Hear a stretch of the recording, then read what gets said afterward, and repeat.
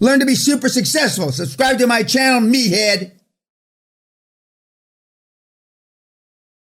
With one or two exceptions, I haven't seen such poor cardiovascular since I've been doing this. And for your age group, it shouldn't be that poor. So that's a level of your fitness. I've also haven't seen such skinny fucking legs in a long time. I don't know if that's a direct result of your fitness or not. But nobody died. And this appears to be the first time we haven't had anybody seriously hurt. Now, one of you may not wake up in the morning, but as of right now, normally every time we don't put it on YouTube, somebody gets hurt. Occasionally 2 people get hurt. We've had one guy go blind back in the day. And so he was blind a couple of days. A Dutchman. It should have been that he sealed his mouth with, rope, but instead he went blind. Comments from you pugilists or the non-pugilists that witnessed. And when you look at YouTube tonight or whenever you look at it, everybody's got a comment when they watch you on TV, or not TV, YouTube. But they weren't here. So I preface it. But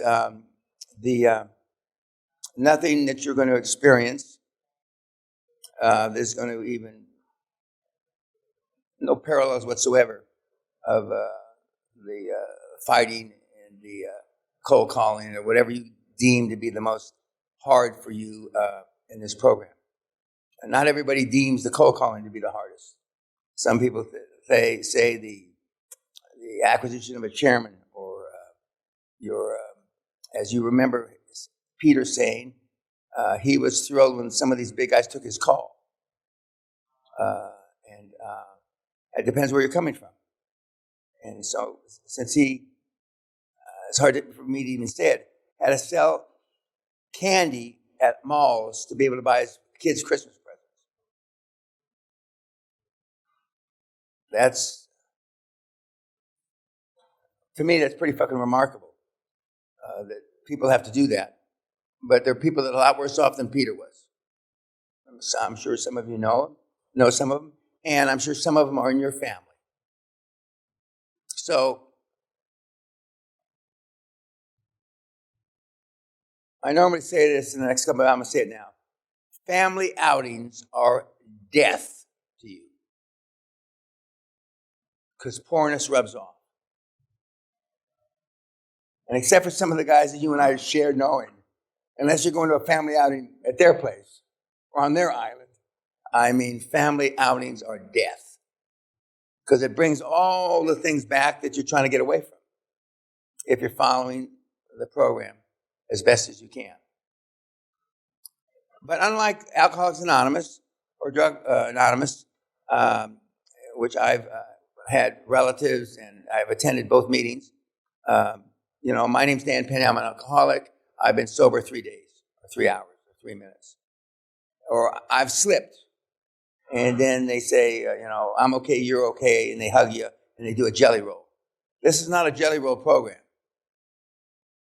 The QLA seminar is not just a seminar. It is a blueprint for creating generational wealth as fast as humanly possible. I teach you how to turn nothing into millions, billions, and even trillions. If you want to take control of your life, to create a legacy that lasts for generations, the time is now. Do not wait for the right moment. The right moment is this moment. Be bold, be selfish, be ruthless, and take no prisoners. I will still do seminars, but I won't be able to do this forever. Act now or not at your own peril. Thank you very much. You slip in this fucking program, and you're normally out, because not that many people make it back. But you've also lost the opportunity. Money's not everything, but you've lost the opportunity to make a lot of money. And that's what this program is about, creating generational wealth. Comments from anybody about the boxing? Yes, sir. Like Mike Tyson said, everybody has a plan until they get hit. Until you get hit in the face. And I told you earlier, I volunteered to step in the ring with Mike when he got out of prison. Now, that would have been kind of like only kind of like. The worst boxer of the group against the best boxer of the group wasn't that good, but the best boxer of the group times 10. But the worst that he could do is knock me out. And the worst, if he caught me just right, maybe kill me. But for $10 million, I'd fight with the devil, hand-to-hand combat. And so I'm proud of the guys that participated, and I'm not unproud of the guys that didn't participate for whatever reason. It doesn't make any difference.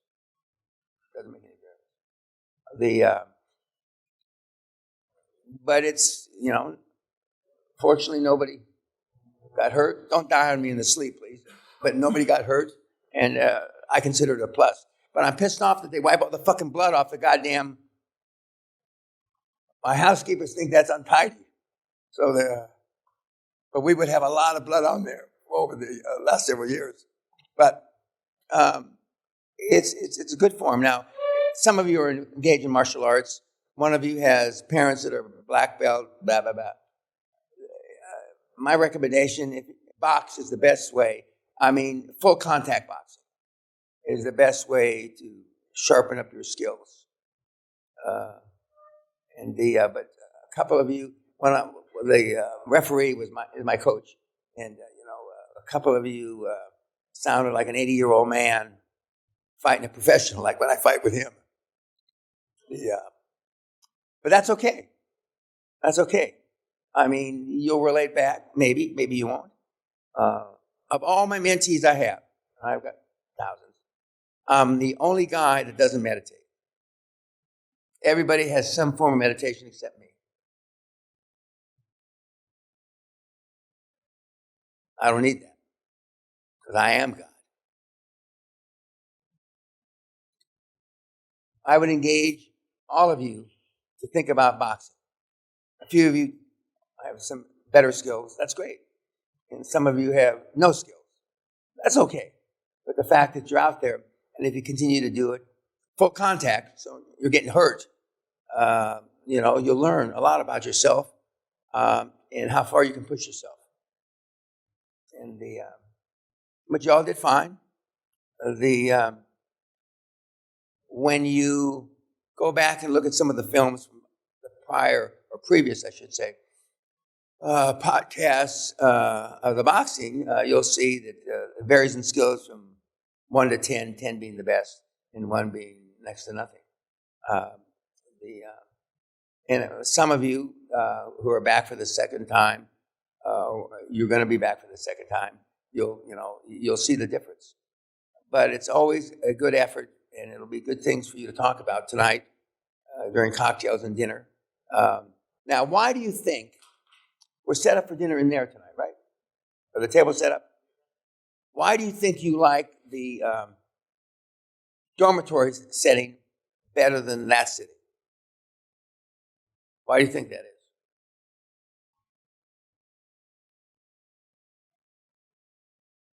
Like being in the womb. Comfort. You're not too far. I don't think you have to stay warm, but anyway, it's like puppies, in a mommy's tummy. And we didn't used to feed you at all in that format. We always used to feed you in the round table, 6 people or maybe 8 people at different tables. And then we'd mix and match. And that now we've gone to that format because you don't seem to like it. You like it better. Now, why don't I eat breakfast with you? Because poorness rubs off. Why don't I eat lunch with you? Poorness rubs off. I don't eat dinner with you because Sally makes me. Because poorness rubs off. And after as many people that I've given seminars to, I have a soft spot in my Achilles, some of the great warriors. And eventually, when you hear enough bullshit, it rubs off, even on somebody like me. A lot of the seminar speakers of old don't use the now common when you get down and mix with the people. And this isn't a jumping jack kind of seminar either. And as Andrew Carnegie said 150 years ago, if the people have to be motivated, namely by me or somebody else, you got the wrong people. I mean, self-motivation is part of the QLA mantra. And some of you will gear up to it. But my advice is, and one of the last things I say in my closing speech, with tears in my eyes, is run towards the fucking gunfire. And I mean it. Don't think about it. You don't have to spreadsheet a fucking thing. And if I were you, you should all go in healthcare. It's the easiest. And most of you are thick as two short planks, as they say here. So why not do the easiest? Because it's going to be hard. We have more Hall of Famers healthcare by a factor of 5 to 1. Why make it hard when you don't have to? Sales is great, but I do healthcare. Software is great, but I do healthcare. Real estate, you're not going to be another TK. I do healthcare. Oil and gas is great, but healthcare is easier. See, I don't understand that. Intellectually, emotionally, I just don't understand it. If you have a straight line to wealth with a couple of speed bumps, why you don't take it? I don't give a fuck if you like it. You're married to your wife still and you don't like her. Why not do healthcare? It's a no fucking brainer. Why not do healthcare? It's going at 30% a year. Why not do healthcare? I have no axe to grind. I have no secret agenda. Why not do healthcare? The more of you that do healthcare, the less of you will fail. And I only make 2 or 3 guarantees in the seminar. That's one of them. And I've data to prove it. Well, why not do healthcare? Because I will tell you that some of you aren't really here to succeed.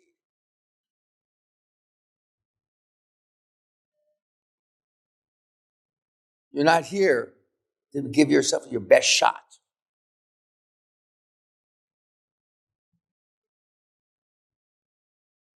A great majority of you, meaning at least half or more, have been engaged in self-sabotaging activities that you don't know the difference.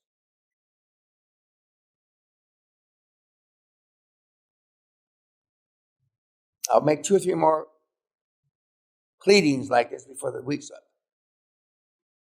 Because I know, I've seen is believing, who has been the most successful and the most gobs of money. Again, money's not everything. And I've seen more catastrophes and some of the ancillary things that you're thinking about. Why not do healthcare? It's a no motherfucking brainer. If I turn 1 or 2 of you to the dark side of healthcare, I will have, done my mission.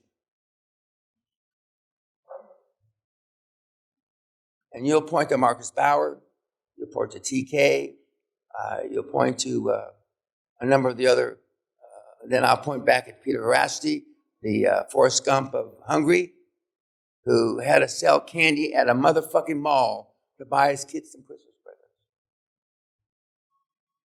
Now he is the healthcare. Guys and ma'am, if you don't do healthcare, you're fucking brain dead. If you're really here to take a shot at the title and Rocky Balboa talk, to be a fucking contender, you are marching up the motherfucking wrong road. Any questions?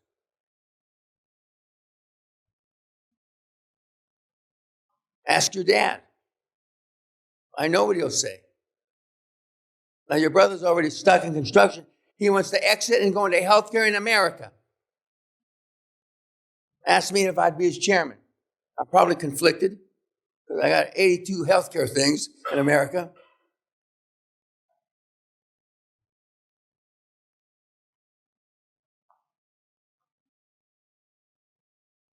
If you're here to give yourself the highest probability of success, there's only one choice. And in America, there's 500,000 acquisition candidates.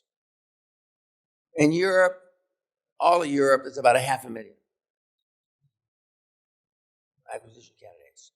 In Australia, there's about 300,000 or 400,000 acquisition candidates. In South America, there's about 1 million. Mexico, there's about 400,000 or 500,000. Asia, there's about 3 or 4 million.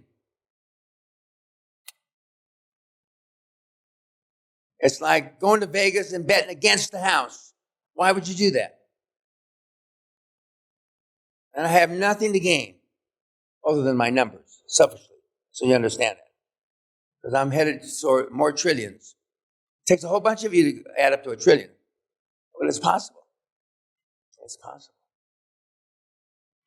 You had a question. Your hand was up before. Was that because you were just trying to be a Dutch shit disturber or what? I answered it. Yeah. Because I want you to succeed. Oh, dining. Well, yeah. And 2 or 3 of the people that you've heard give webinars so far, or why did you go, Peter? Why did you go into healthcare? Mr. Peña said either healthcare or IT, and he didn't know anything about either. And I told him healthcare was easier, even though he only had 17 prospects to buy, and he wound up owning 16 of them.